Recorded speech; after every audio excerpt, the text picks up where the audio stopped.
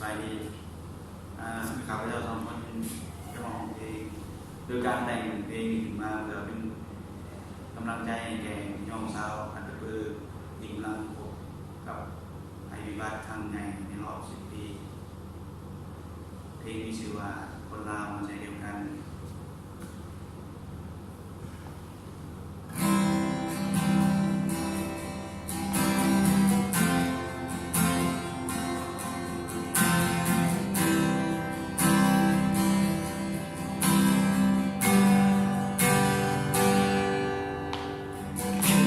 ใต้ของเราถือโทษกับภัยทั้งดวงใจมือว่าองค์พันครอบครูน้ำพัดสูญหายสิ้น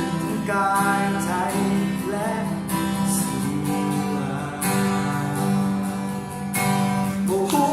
เป็นยิ่งใดก็ส่งแห้งใจไปทั้งน้ำตาเลือกภาวนาขอให้ปลอดภัยรีบโฮมกันเข้ามาให้เขารู้ว่าพวกเขาห่วงใยแต่ใจเขาก็ได้กัน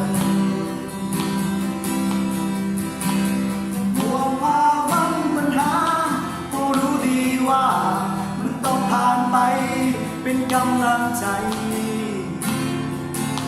ให้อยู่เสมอจงสู้ต่อไป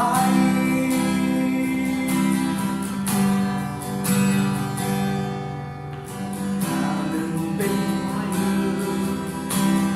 จาก10 เป็นพันมือร่วมกันฟื้นฟูให้ดีขึ้นตาไหลเอากายใจหักษาดีกว่านานนานคงหายขอบใจคนลาวที่หักแพงกันยิ่งความสำคัญในวันแบบนี้ความดีจงอยู่เรื่อยไปโฮมกันเข้ามาให้เขารู้ว่าพวกเขาห่วงใยฉันจะอยู่ห่างไกลแต่ใจเขาใกล้กันห่วงฝ่าฟันปัญหาเพราะรู้ดีว่ามันต้องผ่านไปเป็นกำลังใจให้อยู่เสมอ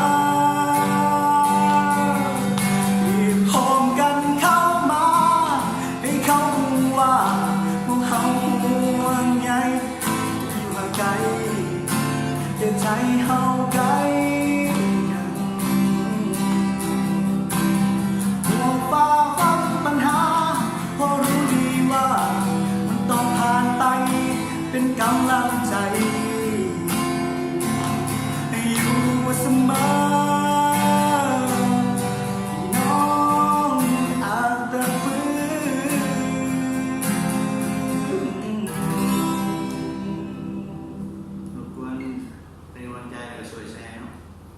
ขอบใจ